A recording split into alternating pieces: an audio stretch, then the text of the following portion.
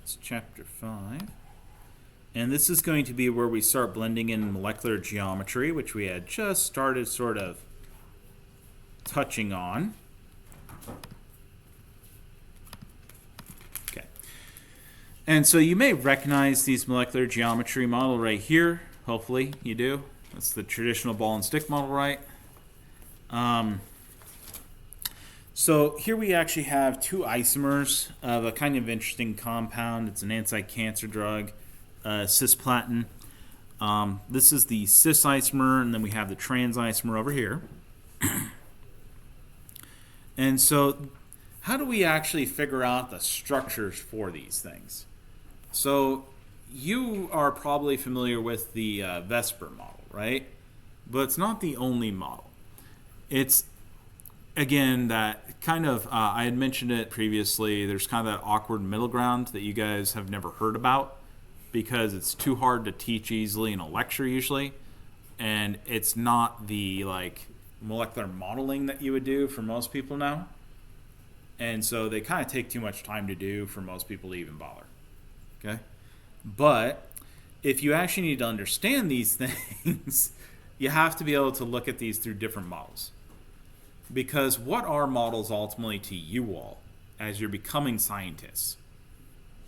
Are models laws? No. No, models are not laws, right? Models are tools, okay?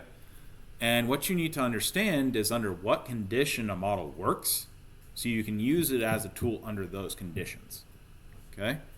And then when it's not the conditions it works under, you go to a different model. Because all models are ultimately simplifications that we can actually work in. Okay? And the same thing's actually true for like E equals MC squared. Is E equal MC, does E equal MC squared? Yeah. Plus some other stuff, right? No, E equals does not equal MC squared. It equals MC squared plus kinetic energy plus relativity. Right? But we simplified it, didn't we? Okay. Okay, so right here we actually see Linnett's double quartet theory.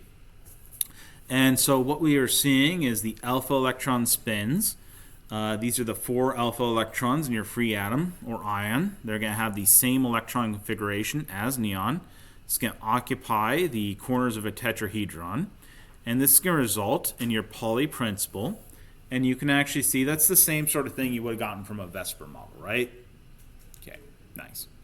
You will notice here, what does that say? Quartet, right? Okay. Maximum separation for a quartet is normally a tetrahedral, right? It's just another way of saying 4 items. Okay. Okay, and so the next thing here, again, we're going to have a similar arrangement that can be accomplished with beta electrons. And so we just have a mirror image of that. That would be the opposite orientation, right? Okay, so this again is going to be 2 tetrahedrons. If we wanted to bond these things together, how would they bond together? Well, if they're a single bond, how would they come together?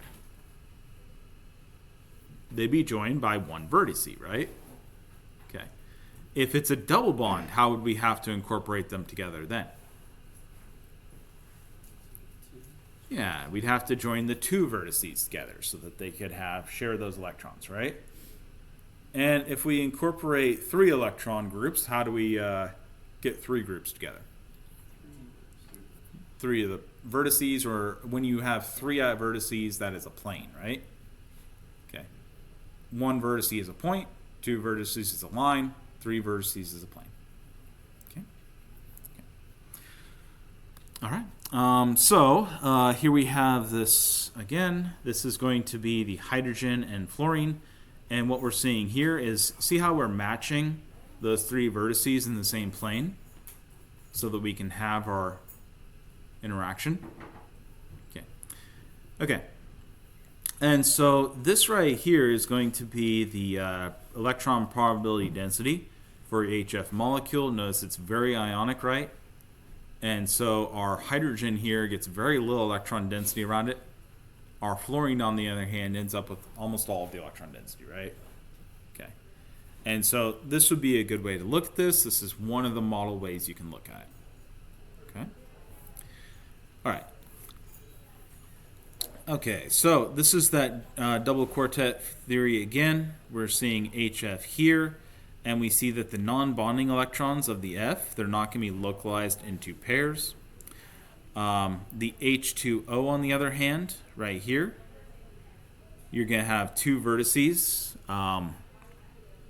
They are going to be brought into coincidence. It's going to start to bring the other two vertices into lone pairs of the electrons.